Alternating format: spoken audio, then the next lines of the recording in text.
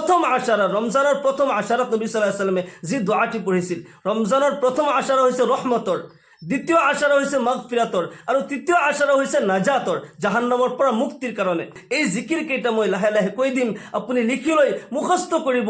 আৰু নবী পাক সাল্লাল্লাহু আলাইহি ওয়াসাল্লামে নিজে ৰমজানৰ প্ৰথম আশাৰাত যি দোৱাটি পঢ়িছিল এই দোৱাটিও মই কৈ দিম, আপুনি লিখি লৈ মুখস্থ কৰিব আৰু এই আমল কৰাৰ চেষ্টা কৰিব। এই ৰমজানৰ দৰে এটি পবিত্ৰ আজিমুৰ শান বৰকতময় মাহ পোৱাৰ পিছতো যদি আমি ইবাদত কৰি নেক আমল কৰি আল্লাহক ৰাজি খুশি কৰিব নোৱাৰোঁ, নিজৰ জীৱনৰ গুনাহ মাফ কৰোৱাব নোৱাৰোঁ, আমাৰ দৰে নিকৃষ্ট আৰু কোন হ'ব পাৰে। আল্লাহৰ নবী জনাবে মুহাম্মদুৰ ৰাসূলুল্লাহ সাল্লাল্লাহু আলাইহি ওয়াসাল্লাম এদিনাখন ৰমজান মাহত মছজিদে নবৱীত খুতবা দিবলৈ, জুমাৰ দিনাখন খুতবা দিবলৈ যেতিয়া মিম্বাৰত উঠি আছিল, নবী সাল্লাল্লাহু আলাইহি ওয়াসাল্লামে 3 বাৰ আমিন আমিন আমিন শব্দ ব্যৱহাৰ কৰিলে। সাহাবাসকলে কিন্তু নবী সাল্লাল্লাহু আলাইহি ওয়াসাল্লামৰ প্ৰতিটি নকল হৰকত তেওঁলোকে মাৰ্ক কৰিছিল। নবী সাল্লাল্লাহু আলাইহি ওয়াসাল্লামে কেনেকৈ খাইছে, কেনেকৈ খোজ কাঢ়িছে, কেনেকৈ কথা বতৰা কৰিছে, সকলো কিছু তেওঁলোকে নোট কৰে। যেতিয়া নবী সাল্লাল্লাহু আলাইহি ওয়াসাল্লামে অকলে অকলে 3 বাৰ আমিন আমিন আমিন বুলি ক'লে সাহাবাসকলে মাৰ্ক কৰিছে। কাৰণটো কি? অকলে অকলে 3 বাৰ আমিন বুলি ক'লে কাৰণটো কি?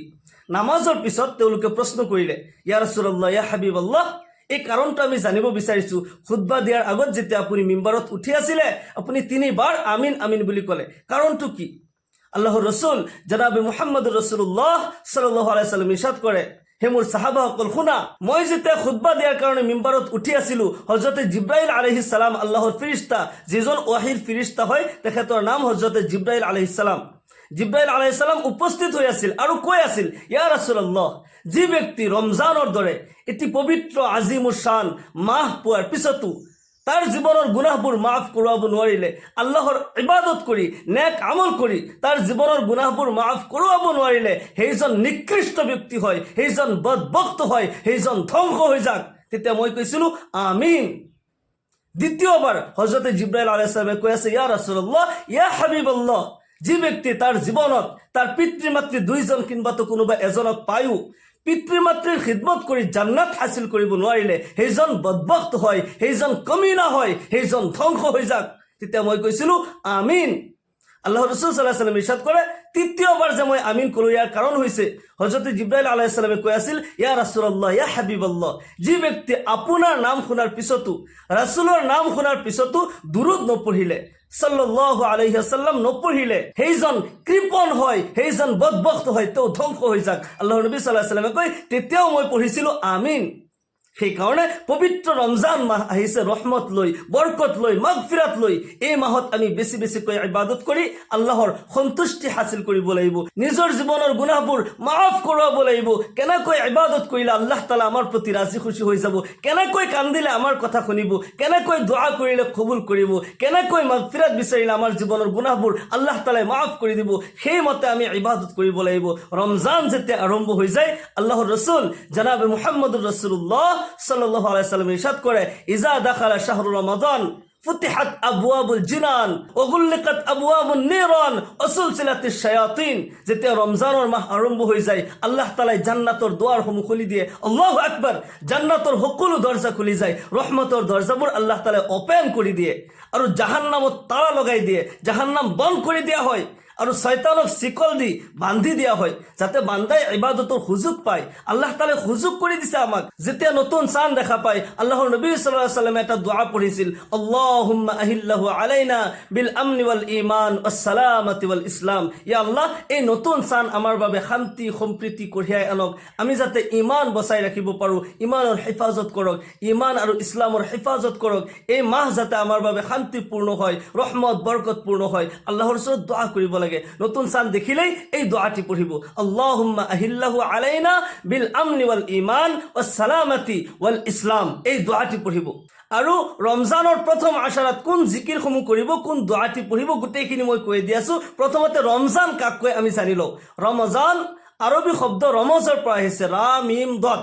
ৰমজ ইয়াৰ অৰ্থ হৈছে জ্বালানা, জ্বলাই পুৰাই শেষ কৰি দিয়া। যেতিয়া প্ৰাচীন যুগত যেতিয়া মাহবোৰৰ নাম ৰখা হয়, এই মাহটো বহুত উত্তপ্ত গৰম আছিল, যাৰ কাৰণে এই মাহৰ নাম ৰমজান ৰখা হৈছে। ইয়াৰ লগে লগে ৰমজানৰ ৰুহানী মানা যিটো আচল মানা যিটো সেয়া হৈছে যিদৰে জুয়ে শুকান খৰি জ্বলাই পুৰাই শেষ কৰি দিব পাৰে, খাই শেষ কৰি দিব পাৰে, ঠিক তেনেদৰে ৰমজান মাহত যিসকল বান্দা বান্দিয়ে সুন্দৰকৈ আল্লাহ তালাৰ খুশনদী হাসিল কৰাৰ কাৰণে যিসকলে নেকি ৰোজা ৰাখে তেওঁলোকৰ জীৱনৰ যিমান গুনাহ আছিল সকলো গুনাহ কাটা এই ৰমজানৰ ৰোজাই জ্বলাই পুৰাই শেষ কৰি দিয়ে। সুবহানাল্লাহ। এক নম্বৰ হৈছে চাব জিসমানী ফায়দা। এজন মানুহে যেতিয়া ৰোজা ৰাখে আতিম্মু সিয়ামা ইলাল লাইল, সুবে সাদিকৰ পৰা সূৰ্য অস্ত হোৱালৈকে গোটেই দিনটো যিসকলে ৰোজা ৰাখিলে গোটেই দিনটো ভোকত থকাৰ কাৰণে তেওঁৰ শৰীৰৰ যিমান পয়জন আছিল সকলো পয়জন নাশ কৰি দিয়ে। এই ভোকে সকলো পয়জন ধ্বংস কৰি দিয়ে। ৰমজান মাহত চাবচোন বহুত বেমাৰ আজাৰ কমি যায়। এয়া আল্লাহ তালাৰ কুদৰত হয়। আল্লাহটো বান্দাৰ ফায়দাৰ কাৰণে যিবিলাক কানুন ইছলামত লগোৱা হৈছে, শৰীয়তৰ যিবোৰ বিধান হয় এয়া মানুহৰ ফায়দাৰ কাৰণে হয়। মেডিকেল সায়েন্সে আজি প্ৰমাণ কৰিছে, কোৰআনত যেতিয়া ৰিচাৰ্চ কৰি এই কথা গম পাইছে আল্লাহ তালাই বান্দাৰ প্ৰতি এক মাহৰ ৰোজা কিয় ফৰজ কৰিলে। যেতিয়া ৰিচাৰ্চ কৰিছে তেওঁলোকে যে এজন মানুহে বছৰত কমসে কম 25ৰ পৰা 30 দিনলৈকে কমসে কম 13, 14, 15 ঘণ্টালৈকে ভোকত থাকিব লাগে। তেতিয়া তাৰ শৰীৰৰ যিমান পয়জন আছে, যিমান বেক্টেৰিয়া আছে এইবোৰ ধ্বংস হৈ যায়, মানুহজন সুস্থ হ'ব পাৰে। মানুহে চাবচোন যিবিলাকে বেছি খায়, যিসকল মানুহে বেছি খায় তেওঁলোক বেছি বেমাৰী হয়, আৰু কম খোৱা মানুহ সদায় ষ্ট্ৰং হয়। কম যিসকলে খায় তেওঁলোক চাবচোন বেমাৰ আজাৰ কম, মানুহ ষ্ট্ৰং হৈ থাকে। সেইকাৰণে ৰমজানৰ ৰোজাই যিদৰে নেকি আমাৰ শৰীৰৰ শক্তি দিয়ে, ৰুহৰ তাকত দিয়ে, ঠিক তেনেদৰে আমাৰ গুনাহবোৰ জ্বলাই পুৰাই শেষ কৰি দিয়ে, আমি পবিত্ৰ হ'ব পাৰোঁ, আমাৰ ৰুহক তাকত দিয়ে। আমি সকলোৱে চেষ্টা কৰিম মাহে ৰমজানৰ ৰোজা যাতে আমি কোনেও কাজা নকৰোঁ। আল্লাহ ৰব্বুল আলামিন ফৰজ কৰিছে আমাৰ ফায়দাৰ কাৰণে। আল্লাহ তাআলা কোৰআনে কাৰিমত কয়, ইয়া আইয়ুহাল্লাযীনা আমানু কুতিবা আলাইকুমুস সিয়াম কামা কুতিবা আলাল্লাযীনা মিন ক্বাবলিকুম লাআল্লাকুম তাত্তাকুন। হে মুমিনসকল, তোমালোকৰ ওপৰত কুতিবা বিমানা ফুৰিজা, তোমালোকৰ ওপৰত ৰোজা ফৰজ কৰা হৈছে যিদৰে তোমালোকৰ পূৰ্বৰ উম্মতসকলৰ ওপৰতো ৰোজা ফৰজ কৰা হৈছিল, যাতে তোমালোক মুত্তাকিন হোৱা, তোমালোক যাতে পবিত্ৰ হ'ব পাৰা। পূৰ্বৰ উম্মতসকলৰ ওপৰত এটা মাহৰ ৰোজা ফৰজ নাছিল, কিন্তু আমাৰ প্ৰতি দয়া কৰি আল্লাহ তাআলাই এক মাহৰ ৰোজা ফৰজ কৰিছে। আৰু ৰমজান মাহৰ ইমানেই ফজিলত হয় যে এই মাহত এটা নফল আদায় কৰিলে অন্য মাহৰ ফৰজৰ সমান সওয়াব। এই মাহত এটা ফৰজ আদায় কৰিলে অন্য মাহৰ 70টা ফৰজৰ সমান সওয়াব আল্লাহ ৰব্বুল আলামিনে দান কৰে। সেইকাৰণে এই মাহৰ প্ৰতি সেকেন্ড প্ৰতি পল আমি জিকিৰ আৰু ফিকিৰত থাকিব লাগিব, আল্লাহ তাআলাৰ ইবাদত কৰিব লাগিব। কেতিয়াবা আপুনি ঘূৰি ফুৰিছে, কিবা কাজকৰ্ম কৰি আছে, এই জিকিৰ কেইটা কৰিব। জিকিৰ কেইটা মই লাহে লাহে কৈ দিছোঁ, আপুনি তসবিহ হাতত লৈও পঢ়িব পাৰে, আৰু তসবিহ নোলোৱাকৈ আপুনি মনে মনে পঢ়ি থাকিব। আমি হিসাব কৰি কৰি আল্লাহৰ জিকিৰ কৰোঁ, কিন্তু আল্লাহ তাআলাই যে আমাক ইমান নিয়ামত দিছে আল্লাহটো হিসাব কৰা নাই, বেহিসাব আমাক দিছে। বিনামূল্যে পানী দিছে, বিনামূল্যে হাৱা দিছে, আমাৰ অংগবোৰ আল্লাহ তাআলাই আমি বিচৰা নাই। আল্লাহ তাআলাই যি অংগ য'ত থাকিব লাগে আমাৰ প্ৰতি মেহেৰবান হৈ আমাক কিমান নিয়ামত আল্লাহ তাআলাই দান কৰিছে। আল্লাহ তাআলাৰ শুকৰিয়া যদি বান্দাই গোটেই জীৱন কৰে, গোটেই জীৱন যদি আল্লাহৰ শুকৰিয়া আদায় কৰি থাকে, তথাপিও আল্লাহৰ নিয়ামতৰ শুকৰিয়া শেষ নহয়। সেইকাৰণে আমি তসবিহ নোলোৱাকৈ মনে মনে যিমান বেছি পাৰোঁ জিকিৰ কৰি থাকিব লাগে। এক নম্বৰত জিকিৰ কৰিব সুবহানাল্লাহ, সুবহানাল্লাহ, মনে মনে পঢ়ি থাকিব। কোনো কাজকৰ্ম কৰি আছে মনে মনে পঢ়ি থাকক সুবহানাল্লাহ, সুবহানাল্লাহ, সুবহানাল্লাহ, সুবহানাল্লাহ। যদি আপুনি খাস নিয়তে আল্লাহ তাআলাৰ মহব্বতত আল্লাহ তাআলাৰ পাকিজা আৰু পবিত্ৰতা বৰ্ণনা কৰে, আল্লাহ তাআলাই আপোনাৰ কাৰণে গোটেই পৃথিৱী ভৰপূৰ কৰি নেকি দান কৰিব, সওয়াব দান কৰিব। সুবহানাল্লাহ। সেইকাৰণে সুবহানাল্লাহ, সুবহানাল্লাহ অন্তৰ খুলি আল্লাহৰ মহব্বতত আল্লাহৰ পবিত্ৰতা বৰ্ণনা কৰিব। সুবহানাল্লাহ, সুবহানাল্লাহ, সুবহানাল্লাহ। দ্বিতীয় নম্বৰত আলহামদুলিল্লাহ। 2 নম্বৰ জিকিৰ হৈছে আলহামদুলিল্লাহ, আলহামদুলিল্লাহ, আলহামদুলিল্লাহ। আল্লাহ তাআলাৰ প্ৰশংসা কৰা, আল্লাহ তাআলাৰ শুকৰিয়া আদায় কৰা। আলহামদুলিল্লাহ, সকলো প্ৰশংসা আল্লাহৰ বাবে। আলহামদুলিল্লাহ, আলহামদুলিল্লাহ এনি টাইম পঢ়ি থাকিব, যিমান বেছি পাৰে, কমসে কম 100 বাৰ 100 বাৰ কৈ সুবহানাল্লাহ 100 বাৰ, আলহামদুলিল্লাহ 100 বাৰ। প্ৰতিদিনৰ আমল মই কৈ আছোঁ, ৰমজানৰ প্ৰথম আশাৰাত প্ৰতিদিনৰ আমল। 1 নম্বৰত সুবহানাল্লাহ কমসে কম 100 বাৰ, 2 নম্বৰত আলহামদুলিল্লাহ কমসে কম 100 বাৰ। তৃতীয় নম্বৰত আল্লাহু আকবাৰ, আল্লাহু আকবাৰ, আল্লাহ সৰ্বশ্ৰেষ্ঠ হয়, আল্লাহ মহান হয়, এই জিকিৰ কৰিব আল্লাহু আকবাৰ, আল্লাহু আকবাৰ। 4 নম্বৰত লা ইলাহা ইল্লাল্লাহ, লা ইলাহা ইল্লাল্লাহ, লা ইলাহা ইল্লাল্লাহ জিকিৰ কৰি থাকিব। হযৰত মুসা আলাইহিস সালাম এবাৰ আল্লাহ তাআলাক প্ৰশ্ন কৰিছিল, ইয়া আল্লাহ, মোৰ যেতিয়া ভয় লাগে মই কি আমল কৰিম? এনেকুৱা এটা দোৱা মোক শিকাই দিয়াচোন, যি দোৱা পঢ়িলে মোৰ অন্তৰত সাহস আহি যাব আৰু ভয় নোহোৱা হৈ যাব। আল্লাহ রাব্বুল আলামিনে কয়, হে মুসা, তুমি পঢ়ি থাকা লা ইলাহা ইল্লাল্লাহ, লা ইলাহা, মোৰ লগে লগে পঢ়ক, লা ইলাহা ইল্লাল্লাহ, লা ইলাহা ইল্লাল্লাহ। হযৰত মুসা আলাইহিস সালাম লগে লগে আৰজ কৰিলে, আল্লাহ, এটো তো কমন জিকিৰ হয়, সকলোৱে জানে, সবেই পঢ়ি থাকে। আল্লাহ রাব্বুল আলামিনে কয়, হে মুসা, তুমি এই আসমান জমিন কুল কায়নাত লৌহ কলম পর্যন্ত যদি তুমি এক পাল্লাত উঠাই দিয়া আৰু এক পাল্লাত যদি তুমি লা ইলাহা ইল্লাল্লাহ এই কলিমা উঠাই দিয়া, তেতিয়াহ'লে কলিমাৰ পাল্লা গধুৰ হৈ যাব। আল্লাহু আকবার। খুদ আল্লাহ তাআলা মুসা আলাইহিস সালামক কৈ আছে, এই আকাশ জমিন চন্দ্র সূর্য গ্রহ তৰা এই লৌহ কলম পৰ্যন্ত আল্লাহৰ আৰশ পৰ্যন্ত এক পাল্লাত উঠাই দিলে আৰু এক পাল্লাত কলিমা উঠাই দিলে কলিমাৰ পাল্লা ভাৰী হৈ যাব। আল্লাহু আকবাৰ। সেই কাৰণে এই জিকিৰ কৰি থাকিব, লা ইলাহা ইল্লাল্লাহ, অন্তৰত সাহস আহি যাব।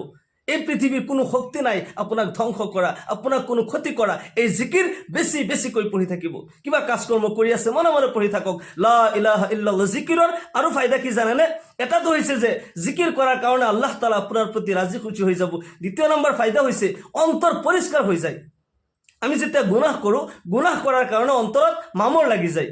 এটা গুনাহ কৰোঁতে হাকিমুল উম্মত হযৰত মৌলানা আশৰাফ আলী থানভী ৰহমতুল্লাহ আলাইহি লিখিছে, জাজাউল আমল নামৰ কিতাবত মাআসিয়াত আউয়াল মাআসিয়াত সানি কা তাকাজা কৰতা है। যেতিয়া মানুহে এটা গুনাহ কৰে আৰু এটা গুনাহৰ তাকাজা হয়, তাৰপিছত আৰু এটা গুনাহ, এনেকৈ এটা দুটা গুনাহ কৰি কৰি অন্তৰত কোলা দাগ লাগি লাগি মামৰ লাগি লাগি গোটেই অন্তৰ ভৰপূৰ হৈ যায়। তেতিয়া সেইজন বান্দাই নামাজ ৰোজা বুজি নাপায়, কোৰআন হাদিস বুজি নাপায়, আল্লাহ ৰসুলেৰ কথা বুজি নাপায়, নাচ গান ভাল পায়, অকল দুনিয়াবী তাৰ ফিতনা ফাসাদত তাৰ ইচ্ছা যাব, শয়তানৰ চক্ৰান্তত তাৰ কাম কৰিবলৈ ইচ্ছা যাব, শয়তানৰ ধোকাত পৰি থাকিব, সি পথভ্ৰষ্ট হৈ যাব। সেই কাৰণে অন্তৰ পৰিষ্কাৰ কৰিবলৈ জিকিৰ কৰি থাকিব, লা ইলাহা ইল্লাল্লাহ, লা ইলাহা ইল্লাল্লাহ, বেছি বেছি জিকিৰ কৰি থাকিব।